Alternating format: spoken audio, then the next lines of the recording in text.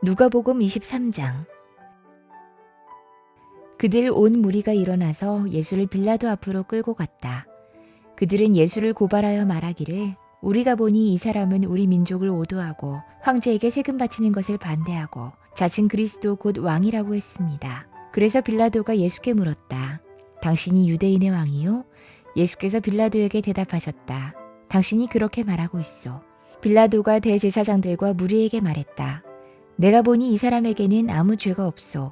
그러나 그들은 이렇게 주장했다. 그 사람은 갈릴리에서 시작해서 여기에 이르기까지 온 유대를 누비면서 가르치며 백성을 선동하고 있습니다. 빌라도가 이 말을 듣고서 물었다. 이 사람이 갈릴리 사람이요? 그는 예수가 헤롯의 관할에 속한 것을 알고서 예수를 헤롯에게 보냈는데 마침 그때 헤롯이 예루살렘에 있었다. 헤롯은 예수를 보고 매우 기뻐했다. 그는 예수의 소문을 들었으므로 오래전부터 예수를 보고자 했고 또 그는 예수가 어떤 기적을 일으키는 것을 보고 싶어 했다. 그래서 그는 예수께 여러 말로 물어보았다. 그러나 예수께서는 그에게 아무 대답도 하지 않으셨다. 그런데 대제사장들과 율법학자들이 곁에 서 있다가 예수를 맹렬하게 고발했다. 헤롯은 자기 호위병들과 함께 예수를 모욕하고 조롱했다. 그런 다음에 예수에게 화려한 옷을 입혀서 빌라도에게 도로 보냈다. 헤롯과 빌라도가 전에는 서로 원수였으나 바로 그날에 서로 친구가 되었다. 빌라도는 대제사장들과 지도자들과 백성을 불러 모아 놓고서 그들에게 말했다. 그대들은 이 사람이 백성을 오도한다고 하여 내게로 끌고 왔으나 보다시피 내가 그대들 앞에서 친히 신문하여 보았지만 그대들이 고발한 것과 같은 죄목은 아무것도 이 사람에게서 찾지 못했소. 헤롯도 또한 그것을 찾지 못하고 그를 우리에게 돌려보낸 것이요. 이 사람은 사형을 받을 만한 일을 하나도 저지르지 않았소. 그러므로 나는 이 사람을 매질이나 하고 놓아주겠소. 그러나 그들이 일제히 소리질러 말했다.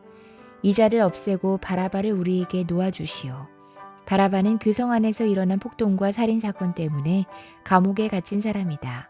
빌라도는 예수를 놓아주고자 하여 다시 그들에게 말했다. 그러나 그들이 외쳤다. 그 자를 십자가에 못 박으시오. 십자가에 못 박으시오. 빌라도가 세 번째 그들에게 말했다. 도대체 이 사람이 무슨 나쁜 일을 했단 말이오? 나는 그에게서 사형에 처할 아무런 죄도 찾지 못했소. 그러므로 나는 그를 매질이나 해서 놓아줄까 하오. 그러나 그들은 마구 우기면서 예수를 십자가에 못 박으라고 큰 소리로 요구했다. 그래서 그들의 소리가 이겼다. 마침내 빌라도는 그들의 요구대로 하기로 결정했다. 그래서 그는 폭동과 살인 때문에 감옥에 갇힌 자는 그들이 요구하는 대로 놓아주고 예수는 그들의 뜻대로 하게 넘겨주었다. 그들이 예수를 끌고 가다가 들에서 오는 시몬이라는 한 구레네 사람을 붙들어서 그에게 십자가를 지우고 예수의 뒤를 따라가게 했다. 백성들과 여자들이 큰 무리를 이루어서 예수를 따라가고 있었는데 여자들은 예수를 생각하며 가슴을 치며 통곡했다. 예수께서 여자들을 돌아다 보시고 말씀하셨다. 예루살렘의 딸들아, 나를 두고 울지 말고 너희와 너희 자녀를 두고 울어라. 보아라, 아이를 베지 못하는 여자와 아이를 낳아 보지 못한 태와 젖을 먹여보지 못한 가슴이 복되다 하고 사람들이 말할 날이 올 것이다. 그때 사람들이 산에다 대고 우리 위에 무너져 내려라 하며 언덕에다 대고 우리를 덮어버려라 하고 말할 것이다. 나무가 푸른 계절에도 사람들이 이렇게 하거든 하물며 나무가 마른 계절에야 무슨 일이 벌어지겠느냐. 다른 죄수 두 사람도 예수와 함께 처형장으로 끌려갔다. 그들은 해골이라고 하는 곳에 이르러서 거기서 예수를 십자가에 달고 그 죄수들도 그렇게 했는데 한 사람은 그의 오른쪽에 한 사람은 그의 왼쪽에 달았다. 그때 예수께서 말씀하셨다. 아버지, 저 사람들을 용서해 주십시오. 저 사람들은 자기네가 무슨 일을 하는지를 알지 못합니다. 그들은 제비를 뽑아서 예수의 옷을 나누어 가졌다. 백성은 서서 바라보고 있었고 지도자들은 비웃으며 말했다. 이 자가 남을 구원하였으니 정말 그가 택하심을 받은 분이라면 자기나 구원하라지. 병정들도 예수를 조롱했는데 그들은 가까이 가서 그에게 신포도주를 들이대면서 말했다. 내가 유대인의 왕이라면 너나 구원하여 보아라. 예수의 머리 위에는 이는 유대인의 왕이다 이렇게 쓴 죄패가 붙어 있었다. 예수와 함께 달려있는 죄수 가운데 하나도 그를 모독하며 말했다. 너는 그리스도가 아니냐. 너와 우리를 구원해라.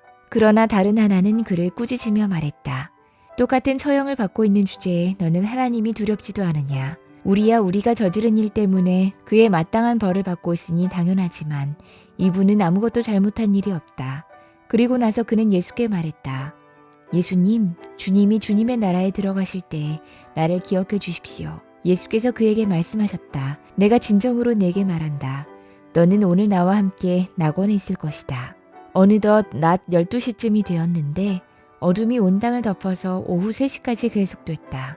해는 빛을 잃고 성전의 휘장은 한가운데가 찢어졌다. 예수께서 큰 소리로 부르짖어 말씀하셨다. 아버지, 내 영혼을 아버지의 손에 맡깁니다. 이 말씀을 하시고 그는 숨을 거두셨다. 그런데 백부장은 그 일어난 일을 보고 하나님께 영광을 돌리며 말했다. 이 사람은 참으로 의로운 사람이었다. 구경하러 모여든 무리도 그 일어난 일을 보고 모두 가슴을 치면서 돌아갔다. 예수를 아는 사람들과 갈릴리에서부터 예수를 따라다닌 여자들은 다 멀찍이 서서 이 일을 지켜보았다. 요셉이라는 사람이 있었는데 그는 공의회 의원이고 착하고 의로운 사람이었다. 이 사람은 의회 결정과 처사에 찬성하지 않았다. 그는 유대 사람의 고을 아리마대 출신으로 하나님의 나라를 기다리는 사람이었다. 이 사람이 빌라도에게 가서 예수의 시신을 내어달라고 청했다. 그는 시신을 십자가에서 내려서 삼배로 싼 다음에 바위를 파서 만든 무덤에다가 모셨다. 그 무덤은 아직 아무도 묻힌 적이 없는 것이었다. 그날은 준비일이고 안식일이 시작될 무렵이었다.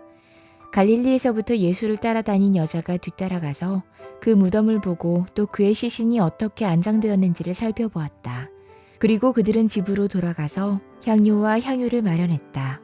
여인들은 계명대로 안식일에 쉬었다.